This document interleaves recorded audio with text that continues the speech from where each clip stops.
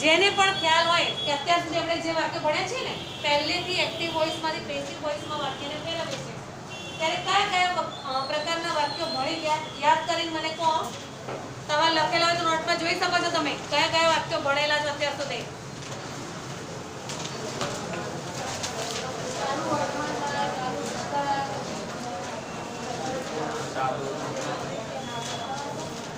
બસ એક જ જણને ખબર છે.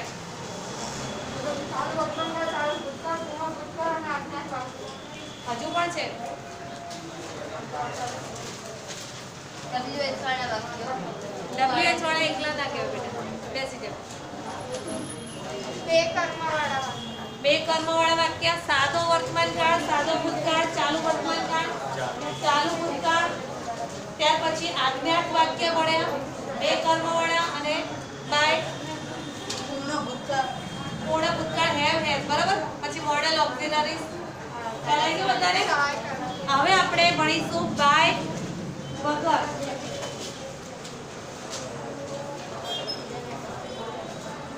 બાય વગર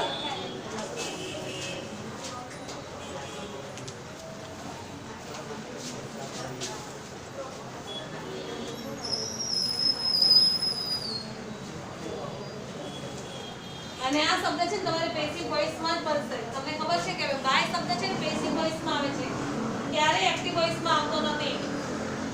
તો પહેલા તો નિયમ લખો કેટલાક એક્ટિવ વોઇસના વાક્યોમાં અનિશ્ચિત સર્વનામ વપરાય છે. ત્યારે તેવા વાક્યોનું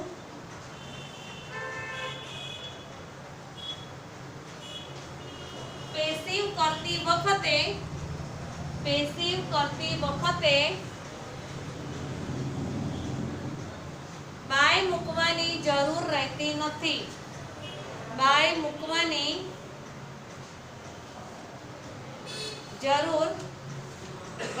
નથી.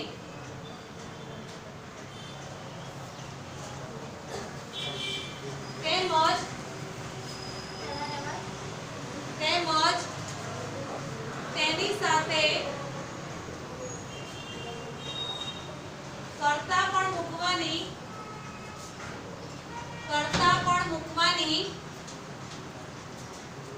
જરૂર રહેતી નથી.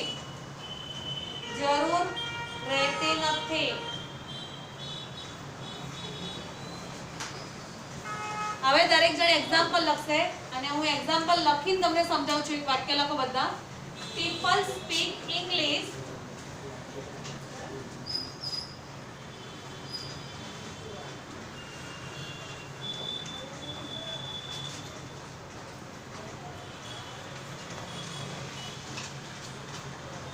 all over the world.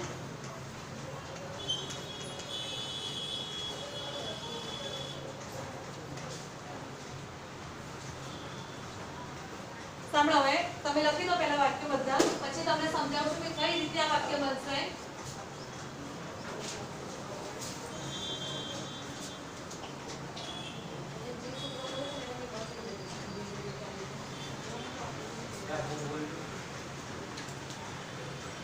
ચલાઈ દે રાખજો. જ્યારે તમે કોઈ પણ વાક્યનું પેસિવ વોઇસ બનાવશો ને ત્યારે આના કરતા તમારું આન્સરનું વાક્ય મોટું થઈ જાય. કેમ મોટું થાય છે? એક તો તમે ટુ બીનું ક્રિયાપદ મૂકશો પછી એનું ભૂતકૃદન કરશો અને બહારથી શું મૂકશો? બાય. ખ્યાલ આવી ગયો? એટલે આટલા શબ્દ મૂકશો એટલે તમારું વાક્ય મોટું થશે. પહેલા સમજી લો પહેલું શું શબ્દ આવશે? શું શબ્દ આવે? બોલો. ઇંગ્લિશ. સરસ. આ વાક્ય કયા કાળમાં છે? જોઈને કહો મને. છોકરાઓમાં બધાનું ધ્યાન અંદર. બોલો. વર્તમાન કાળમાં છે. તો ઇંગ્લિશની સાથે વર્તમાન કાળનું કયું ક્રિયાપદ આવશે? is. બરાબર. English is.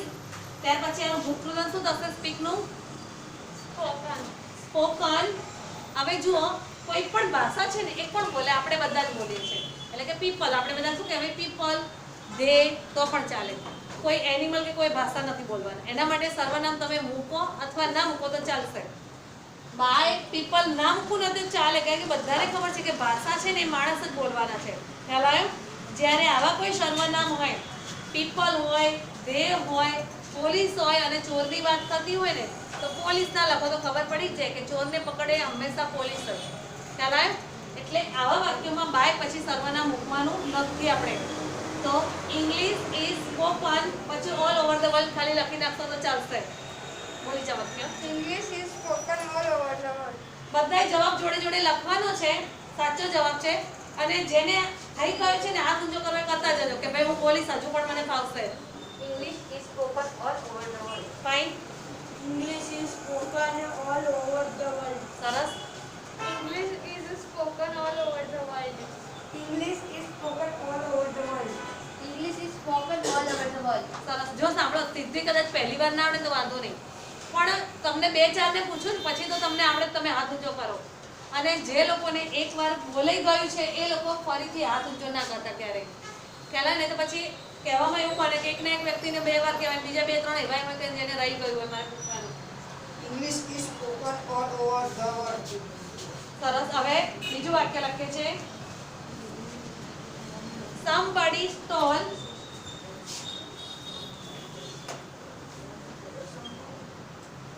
BODY, somebody stole my watch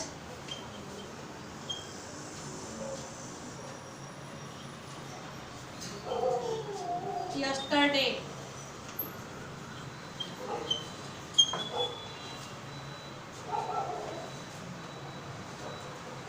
અહીંયા હવે ધ્યાન આપજો બધા. પહેલો શબ્દ કયો લેવાનો આપણે? એકલું વોચ ના આપેલા, માય વોચ આવશે. બરાબર? માય વોચ પછી આ ક્રિયાપદ જો કયા કાળમાં આપેલું છે આપણને? ભૂતકાળમાં. શું મૂકીશું? ટુ બી નું રૂપ. સાચું બેટા. ટુ બી નું રૂપ બોલ. શું? ભૂતકાળમાં ટુ બી નું રૂપ વોચ જોડે શું આવે? તો વોચ આવશે. બેસી જા બેટા. શું આવશે? માય વોચ વોચ પછી સ્ટોલ નું ભૂત કૃદાંત.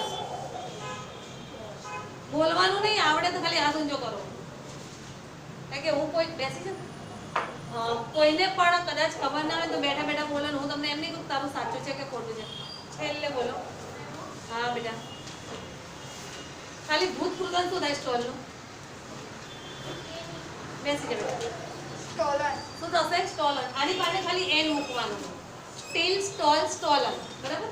તો માય વોચ વોચ સ્ટોલન પછી સમબડી નહીં લખવાનું. કોઈએ મારી બેગ અથવા મારી ઘડિયાળ ચોરી છે તો આપણને ખબર નથી કોણે ચોરી છે, ત્યારે બાય પછીનો શબ્દ અધ્યાય રાખવાનો. પણ સીધું મૂકી દેવાનું. શું બોલો? બરાબર? જે શબ્દ છે એને. ફરીથી કોણ આખો જવાબ બોલશે? My watch was stolen yesterday. Fine. My watch was stolen yesterday. જવાબ જાતે લખી નાખજો બધા.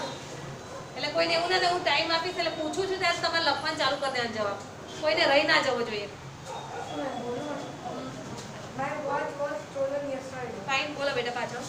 My watch was stolen yesterday. સરસ. બીજું વાક્ય લખો. They sell toys. They sell toys. બોલવાનું નથી ભાઈ. In that shop. In that shop.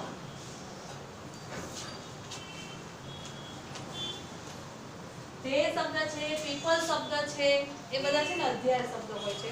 બોલો. આખું વાક્ય બોલો. Toys are sold in that shop. બરાબર છે. So toys are sold in that shop. સરસ.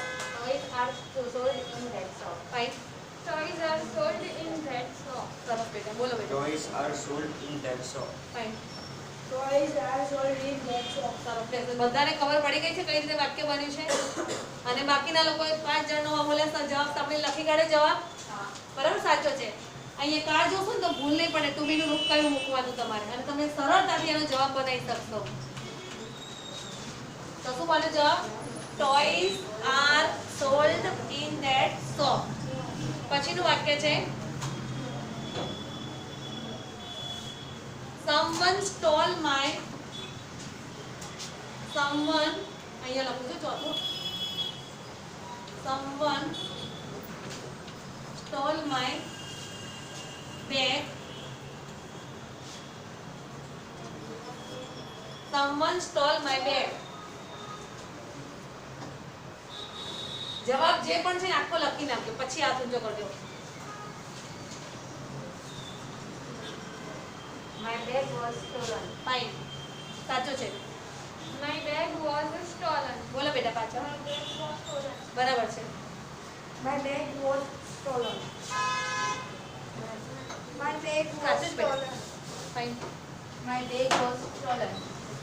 My bag was stolen. વાક્ય બોલીને તરત બેસી જ જવાનું બેટા કોઈ વાર કદાચ રહી જાય કહેવાનું તો માય બેગ વોઝ સ્ટોલન જવાબ સાચો છે હવે જે આ ઇંગ્લિશનું છે એવી જ એક ભાષા ગુજરાતી વિશે પણ લખે ગુજરાતી ક્યાં બોલે ગુજરાતમાં જ મોટે ભાગે કારણ કે આપણે બધા ગુજરાતમાં રહેલા છીએ ને બધાને ગુજરાતી સરસ આવડે છે તો people speak Gujarati in Gujarat આ જ વાક્યમાં પીપલ સ્પીક નીચે લખું છું 5 નંબરમાં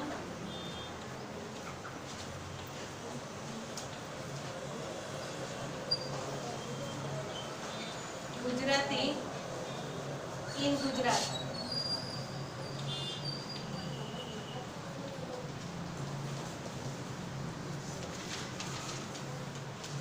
જવાબ લખી નાખો અને પછી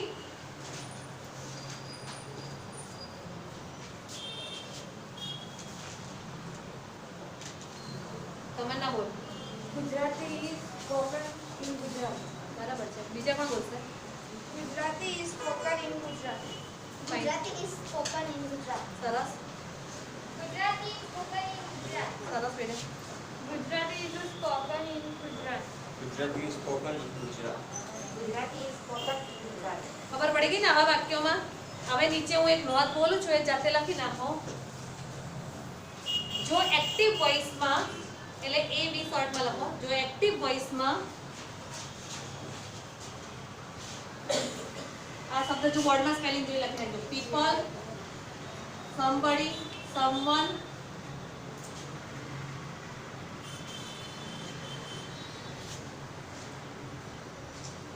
the government એક શબ્દ વધારાનો લખજો the government જેવા શબ્દો આપેલા હોય તો જેવા શબ્દો આપેલા હોય તો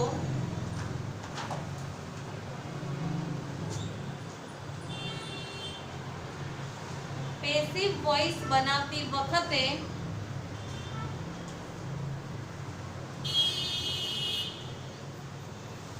તે વાક્યમાંથી નીકળી જાય છે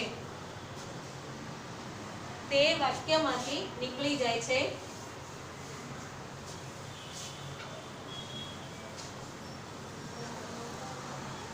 નવું એડિંગ આપજો પેસિવ વોઇસ પરથી એક્ટિવ વોઇસના વાક્યો અથવા એક્ટિવ વોઇસમાં રૂપાંતર પેસિવ વોઇસ પરથી એક્ટિવ વોઇસમાં રૂપાંતર active વોઇસમાં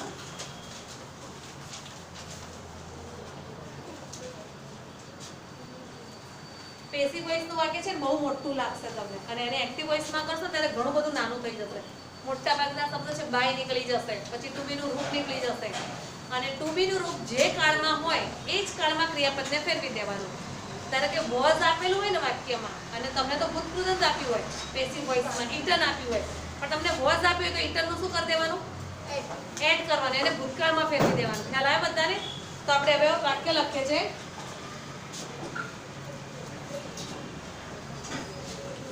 The answers were written by Anil.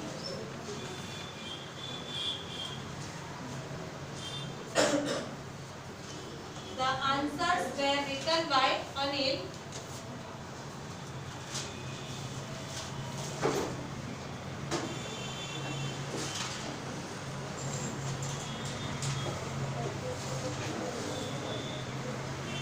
બોલો Anil wrote the answer. જો હવે કઈ રીતે બનશે? અનિલ સાચું જ બેટા.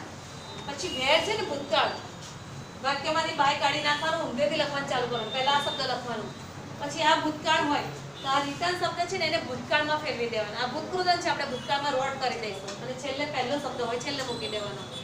એટલે એક જવાબમાં કોઈ ખ્યાલ આવશે તમને. આ રીતે જવાબ લખજો. Anil wrote the answers.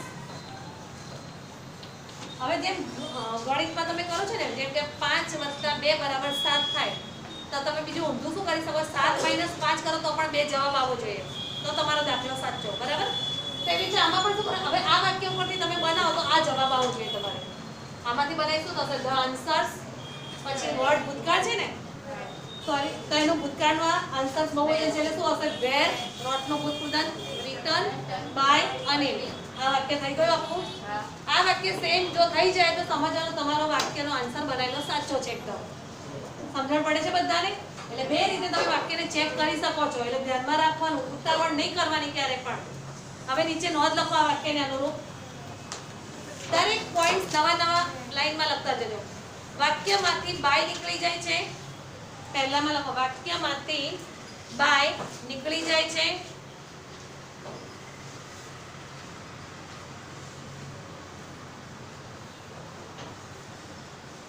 બીજી નોંધ, ટુ બી ક્રિયાપદને અનુરૂપ, ટુ બી ક્રિયાપદને અનુરૂપ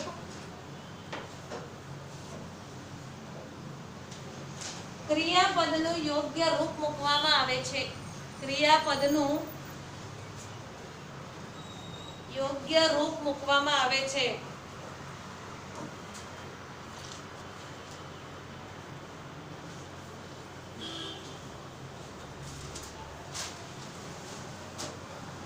આના પછી એક વાક્ય લખો. ઓણમનો તહેવાર જાણો છો બધા? Onam is celebrated in Kerala. કે ઓણમનો તહેવાર છે કેરાલામાં ઉજવાય છે. કોણ ઉજવે? આ તહેવાર ઉજવે કોણ?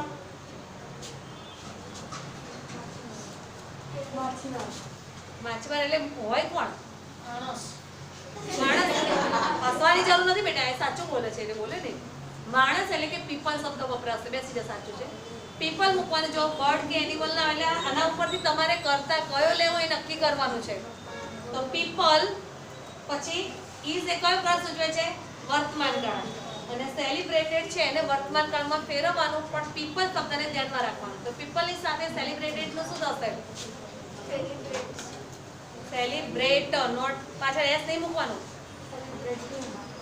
બોલો ના, સેલિબ્રેટ ખાલી. People celebrate. બેસી જા. People celebrate Onam. બાય તો મૂકવાનું જ નથી આપણે. બાય પછી શબ્દ આપ્યો તો પીપલ, પણ આપણે બહારથી લઈએ છીએ. In Kerala. In Kerala. In Kerala. અહીંયા ધ્યાન રાખો. હવે કેમ મેં અહીંયા સેલિબ્રેટ મૂક્યું? તો અહીંયા શું છે? વર્તમાન કાળનું રૂપ. વર્તમાન કાળના રૂપને ધ્યાનમાં રાખીને આપણે આ ક્રિયાપદને લેવાનું છે. તો તમને એમ થશે વર્તમાન કાળમાં તો બે ક્રિયાપદ થાય, સેલિબ્રેટેડ થાય અને સેલિબ્રેટ્સ પણ થાય. પણ એસ ક્યારે લાગે છે? હી, સી અને ઈટ આપેલું હોય ને તો જ લાગશે, નહીં તો નહીં લાગે. પીપલ શબ્દ એટલે બહુવચન કહેવાય, અને બહુવચનમાં ક્રિયાપદને એમને એમ લખી નાખવાનું છે. હવે રીડિંગ મારો. આના પછી નવું ઇન્ફિનિટિવ. ઇન્ફિનિટિવ એટલે કે ટુ વાળા ક્રિયાપદ હોય તો કઈ રીતે કરવાનું?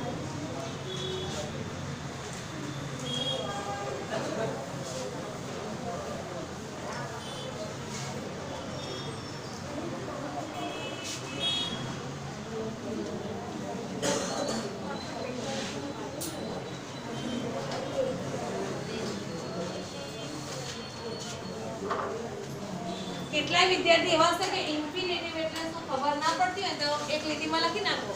ઇન્ફિનિટિવ એટલે ટુ વાળું ક્રિયાપદ. ઇન્ફિનિટિવ એટલે ટુ વાળું ક્રિયાપદ. કોઈ પણ ક્રિયાપદની આગળ તમે ટુ લગાડો ને તેને ઇન્ફિનિટિવ કહેવાય. જેમ કે ટુ પ્લે, ટુ વિઝિટ, બરાબર, ટુ સેલિબ્રેટ,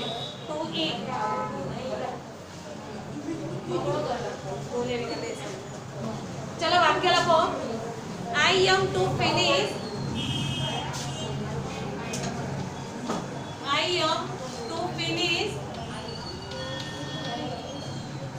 this work.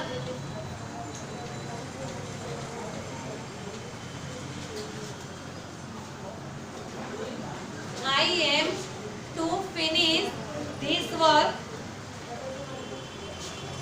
એક વાક્ય સમજાવું છું તમને જે અત્યાર સુધી બનાવતા હતા એ રીતે જ બનાવવાનું છે. અહીં જોઈ લે વર્તમાન કાળ છે. પહેલા શબ્દ કયો લેશો? છેલ્લો હોય પહેલો હશે તો this work. this work ને અનુરૂપ અહીંયા એમ છે તો વર્તમાન કાળમાં એના પછી શું આવશે? is. this work is. ત્યાર પછી આ જે ક્રિયાપદ છે ટુ ફિનિશ આપ્યું છે ને તો ટુ તો રાખજો બધા પણ એ વચ્ચે છે ને બી ઈ મૂકી દેવાનું ટુ બી અને આનું ભૂતપૂર્વક કરી દેવાનું ટુ બી ફિનિશ્ડ. શું થશે? this work is to be finished પછી by અને I know me. બરાબર છે by me. ફરીથી આખો જવાબ પણ બોલશે આખા વાક્યનો. This work is to be finished by me. સરસ બોલો બેટા. This work is to be finished by me. Fine. This work is finished to by me. this work is to be finished Finished. by me. બધાએ લખી કાઢે જવાબ. બીજું વાક્ય લખજો. જવાબ લખે છે એટલે હું લખતી નથી. બીજું વાક્ય she has to finish this work.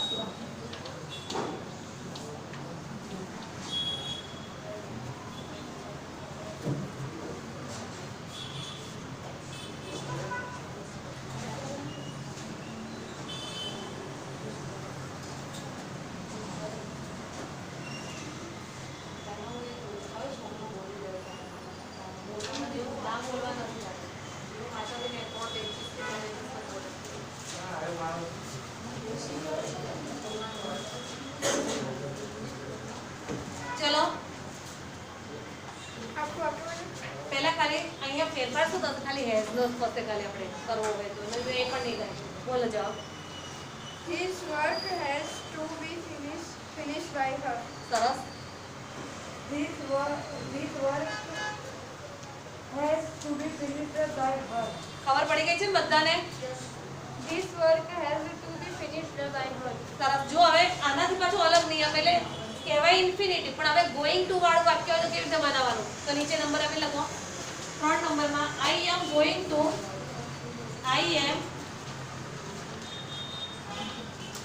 to answer this question.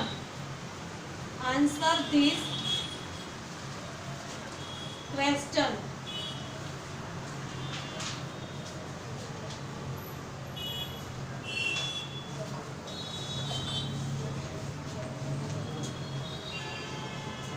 તો શું આવે પહેલા શબ્દ તો this question.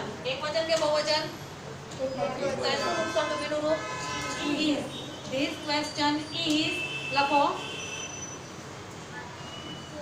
આપણે ટુ આવે ને ત્યારે પહેલો શબ્દ મૂકવાનો છે પછી going to લઈ લો જોડે જોડે. going to અને અહીંયા કયો શબ્દ મૂકશો? be અને આન્સર નું ભૂતપૂર્વ answered પાછળ ed મૂકો ખાલી by. આઈનું શું થશે? આખો જવાબ પણ બોલશે હવે. છેલ્લે બોલો બેટા. This question is going to be answered by me. બરાબર છે. This question is going to be answered by me. Fine. This question is going to be answered by me. સરસ. જો હવે આપણે કેટલા પ્રકારના કર્યા? એક એમ વાળું કર્યું, એક હેઝ વાળું કર્યું અને એક ગોઈંગ વાળું. હવે એવું વાક્ય છે જેમાં TOO2 આપેલું હોય તો એનું કઈ રીતે બનાવવાનું પેસિવ વોઇસ? એ વાક્ય જોઈએ છે. લખો the sum is SUM sum. અહીંયા ઉપર લખું છું એટલે દેખાશે. the sum is too difficult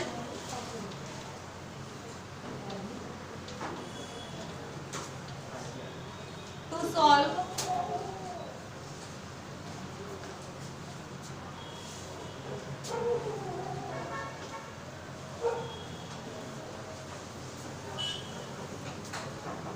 લખાઈ ગયું છે બધાને? તો પહેલા તો છે ને બધાએ આ આટલે સુધી છે ને વાક્ય જેવું છે ને એવું ને એવું આન્સર જ લખવાનો. જ્યારે તમારા વાક્યમાં T-O-O-2 આપેલું હોય ને તો this sum is too difficult એમને એમ લખવાનો આન્સર જ. અને પછી જે ટુ આવે ત્યારે વચ્ચે શું મૂકી દેવાનું? બી અને આને પાછળ ઉત્કૃદન કરી દેવાનું. Solve to be solve. આ તમારો આન્સર થઈ ગયો પેસિવ વોઇસનો. શું?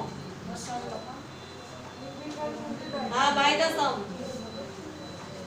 The sum is too difficult to be solved. નહીં બેટા, પહેલાથી જ લખીએ છે કે ના બોલીશ. બાય વાળું નહીં આવે. જો ફરીથી સમજી, સાચું છે તારું. અહીંયાથી લખવાની શરૂઆત કરો. The sum is too difficult to, પછી અહીંયા બી મૂકવાનું અને છેલ્લે આનું ભૂતકૃદન કરી દેવાનું. સમજણ પડી ગઈ બધાને? બોલો. The sum is too difficult to be solved. સરસ. હવે છે ને આટલું લખાઈ જાય ને એટલે અલગ અલગ બધા વાક્ય તમે ભણ્યા છો. હવે તમારી પરીક્ષા હોય ને એ પરીક્ષામાં તો એક આખો ફકરો પૂછાય છે. તો અહીંયા હું એક આખો ફકરો લખી તમને આપું છું અને તમે બનાવવાનો પ્રયત્ન કરજો. હવે નીચે એક લીટી લખવી લખી દો તો બાજુના બધે કે પરીક્ષામાં પૂછાય છે એવી રીતના ફકરા. પરીક્ષામાં એક એક વાક્ય નહીં આવે હો, એ ધ્યાન રાખજો.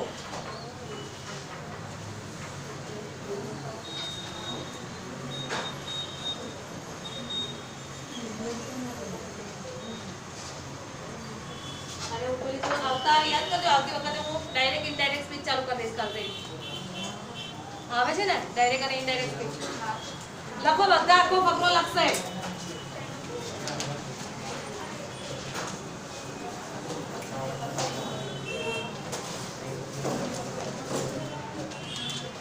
The teacher taught a lesson. કોઈ પણ છોકરો કે છોકરી એક એક વાક્યનું બનાવશે નહીં. પહેલા આખો ફકરો કમ્પલસરી લખવાનો બધાએ અને પછી જ આન્સર નીચેથી ચાલુ કરશો. The student asked, બીજું વાક્ય એમાં the students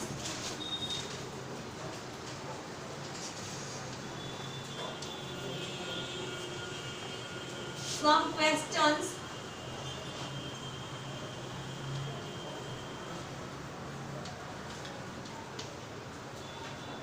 the teacher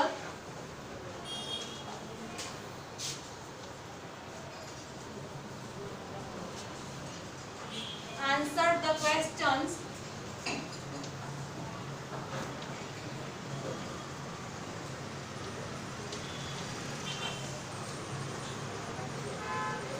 C took a test.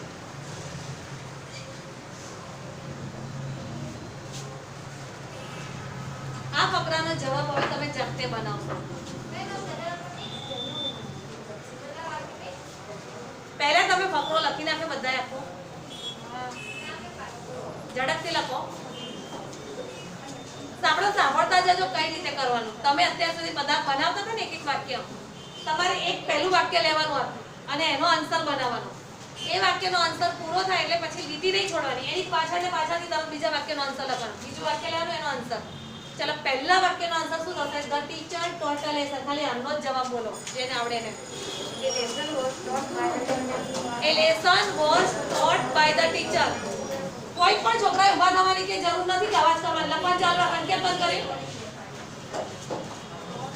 સાંભળો. પછી કોઈને નોટ નહીં આપે કે મારે રહી ગયું છે, મને નોટ આપો લખવા. પહેલા વાક્ય જવાબ શું થયો? A lesson was taught by the teacher. ખબર પડી બધાને? બીજું વાક્ય છે હવે એનો જવાબ. The student asked some questions. એનો જવાબ શું બનશે? બોલો. Some questions were asked by the student. Some questions were asked by the students. આ બીજા વાક્યનો જવાબ. પેરેગ્રાફમાં જવાબ લખવાનો. Number 3. The teacher answered the questions. The questions were answered by the teacher. ખબર પડે છે ને બધાને? The questions were answered by the teacher. ચોથું વાક્ય છે ને થોડુંક અઘરું લાગશે. She took a test. She took a test. A test was taken by her. ખબર પડે છે ને બધાને? બધા વાક્યનો એક એક કરીને જવાબ લાઈનમાં લખજો ફકરામાં. અને તમારે અહીંયા એક્ટિવ અને પેસિવ વોઇસ પૂરું પણ થાય છે અને દરેક જણ